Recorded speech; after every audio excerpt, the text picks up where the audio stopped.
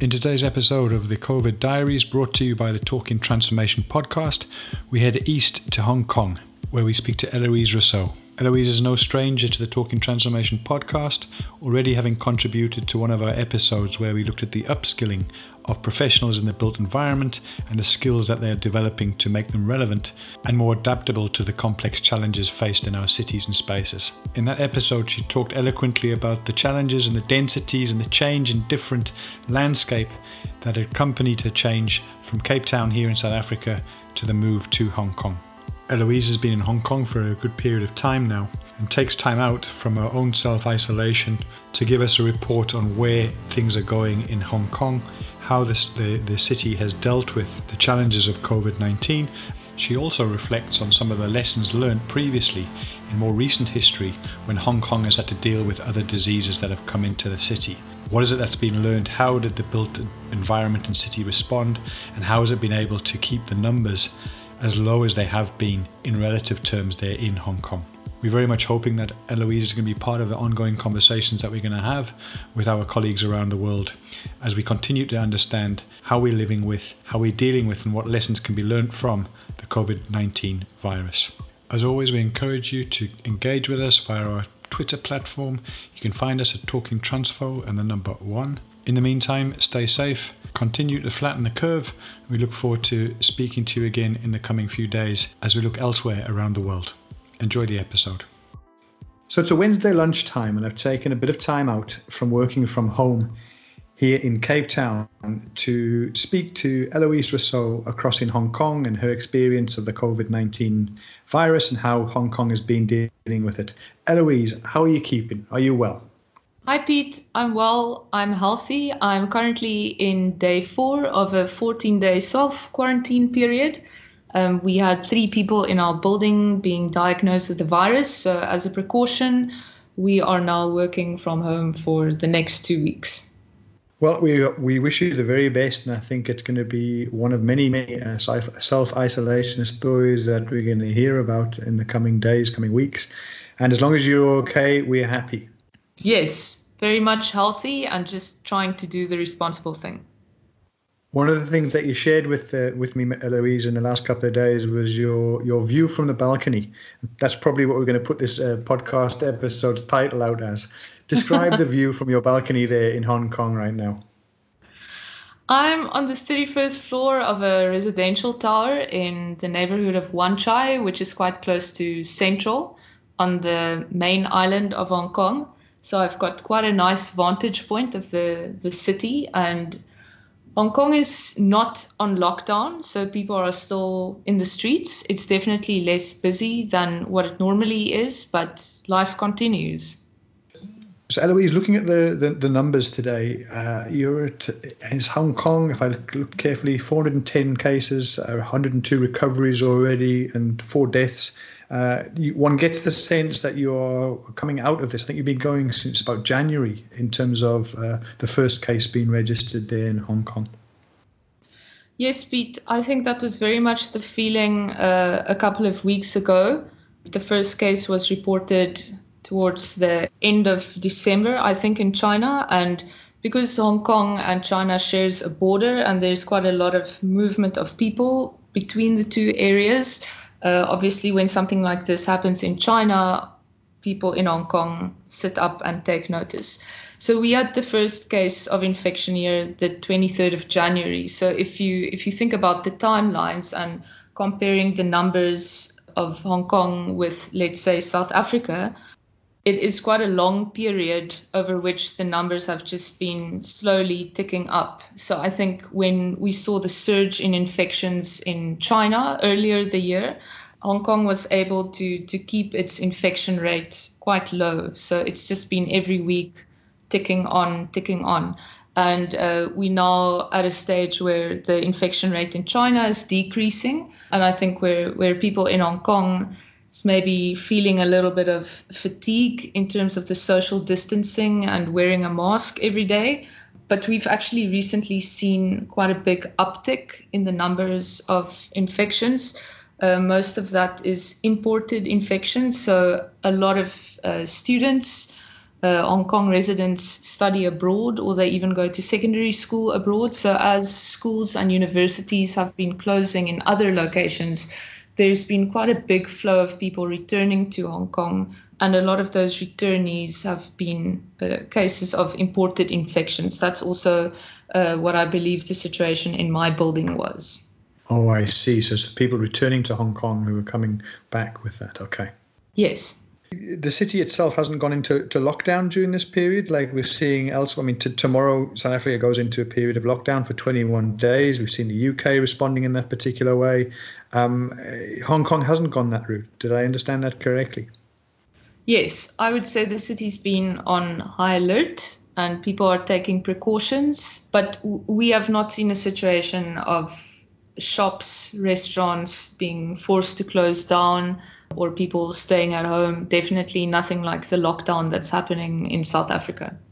Were there lessons learned from previous outbreaks of disease in recent history, that side by Hong Kong, Singapore, etc.? Yes, definitely. In 2002, there was a SARS outbreak in China, and it spread to Hong Kong in February the next year, so February of 2003. Almost 3,000 people were infected in Hong Kong and almost 300 people died. So it's a disease that had quite a high mortality rate than if you compare it to the mortality rate now of the COVID-19. Globally, Hong Kong had the second highest numbers of infections and deaths after China. And I think China had something like 50 more deaths than Hong Kong. And if you compare the vast disparity in terms of the territory sizes and the population numbers, Hong Kong has got about 7.4 million people, where China has got 1.4 billion people. It really tells a story of how Hong Kong as a city was disproportionately impacted by SARS. And my understanding is that it was actually quite a traumatic period for the city. And there's been a lot of research papers published about the lessons learned from SARS. One of the things that's often mentioned is how the disease ripped through the hospitals here at an extremely, extremely fast tempo. So I think the medical fraternity is definitely more prepared this time around.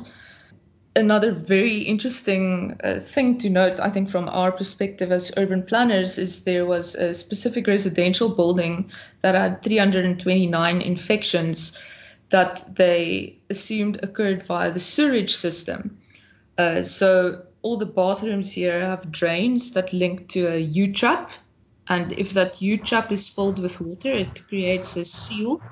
But if people, let's say you clean your bathroom and you kind of mop with not a lot of water, sometimes that U-trap can get quite dry and the water evaporates.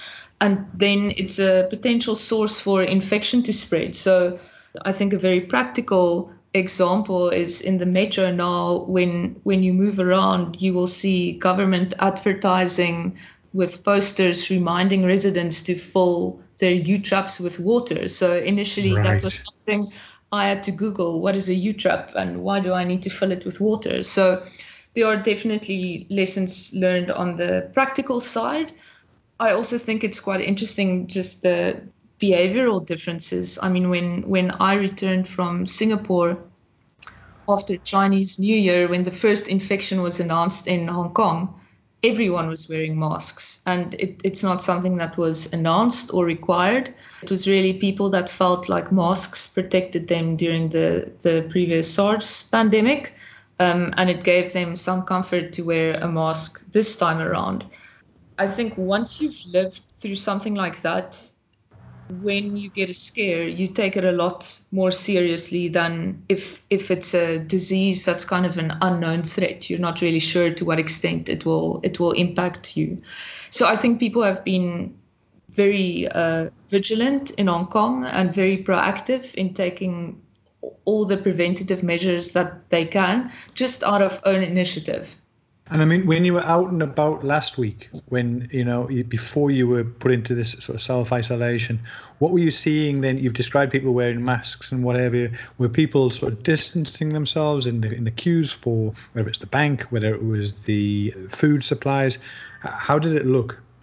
Hong Kong is a high density city, so I mean, distancing yourself is quite challenging. For me to get from point A to point B anywhere in the city, I need to take an elevator and then I need to take public transport. So inevitably that involves me in a very small confined space with lots of other people.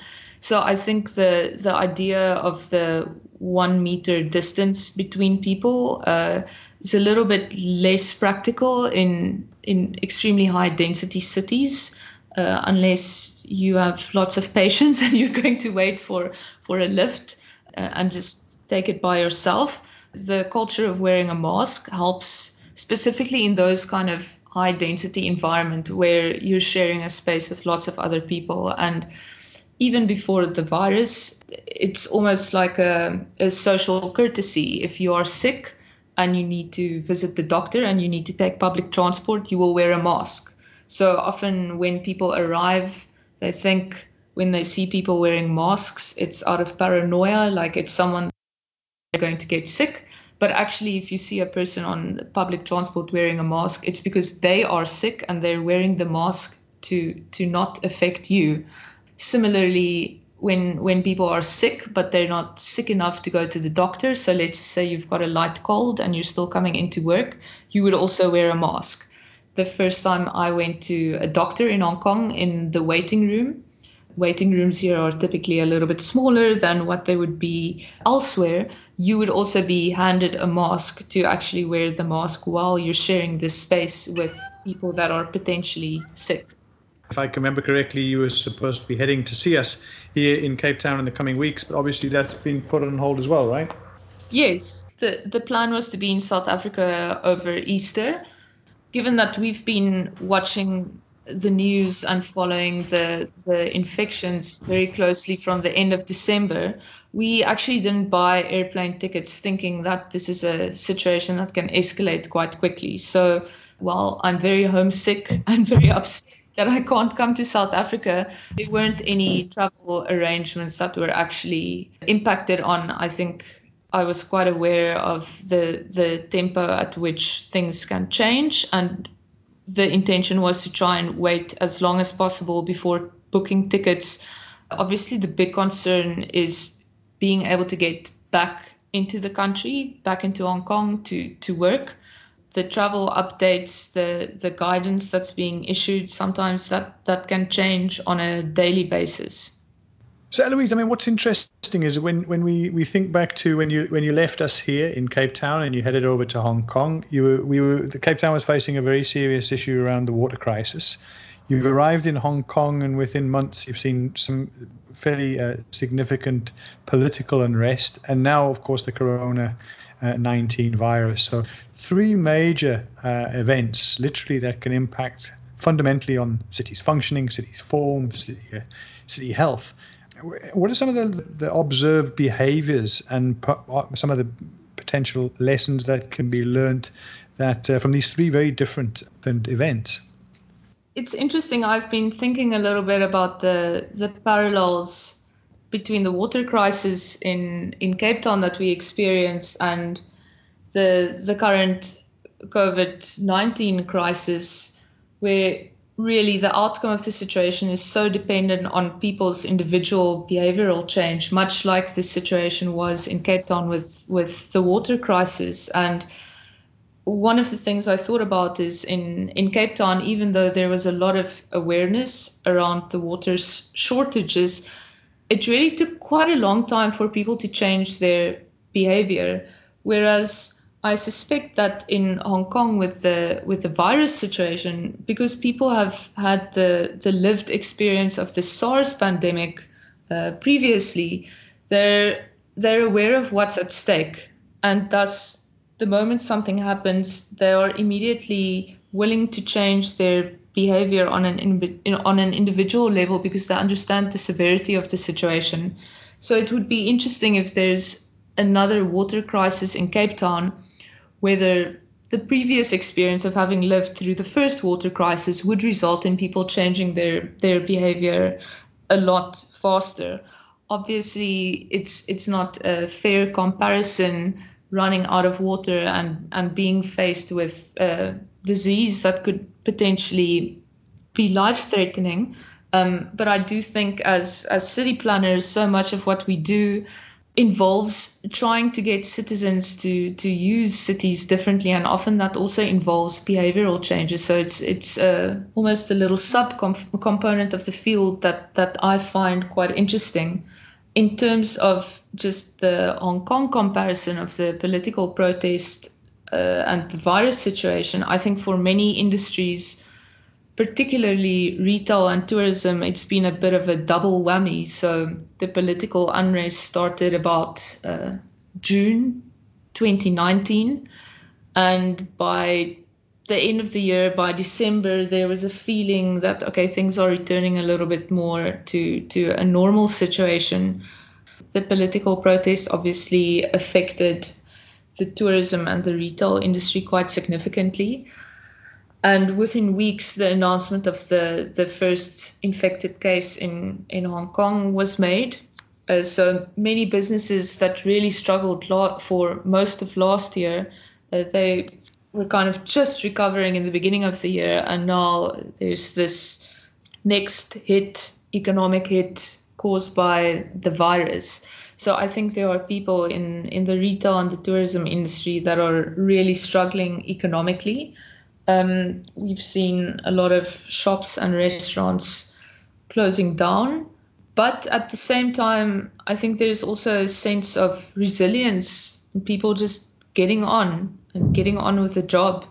I think the only time I've really seen Hong Kong shut down completely was during a typhoon, and it's probably the only time you will see the streets completely empty. And it's quite amazing to see how a city can shut down completely and then just reboot a couple of hours later. So I think people in Hong Kong are exceptionally resilient, and it's been a challenging couple of months, specifically for the retail and tourism industry.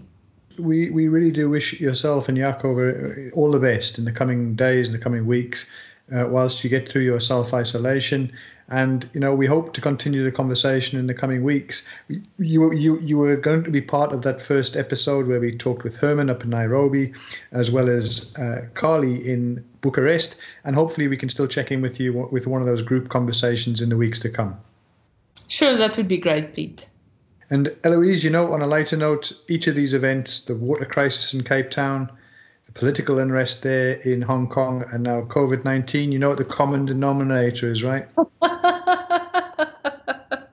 Don't jinx me. I'm not jinxing you. I'm saying be careful if you want to come back. Eloise, please look after yourself. Our thoughts are with you and the family. Keep safe, and many thanks for your time today. It really is appreciated. Thank you for reflecting on the experience there and what you're living through in Hong Kong. We'll pick up the conversation in a couple of weeks' time. Be safe, be well. Speak to you soon. Thanks, Pete. Take care. We hope you enjoyed this episode of the Talking Transformation podcast. Please engage with us and let us know your thoughts on this episode. You can do so via the Anchor podcast platform. There's a voice message function available via the app. You can also follow us on Twitter via Talking Transfo and the number 1. So Talking Transfo 1. Our theme music is kindly made available by Tribal Need. Find out about the music, the street art shows here in Cape Town and Europe via tribalneed.com.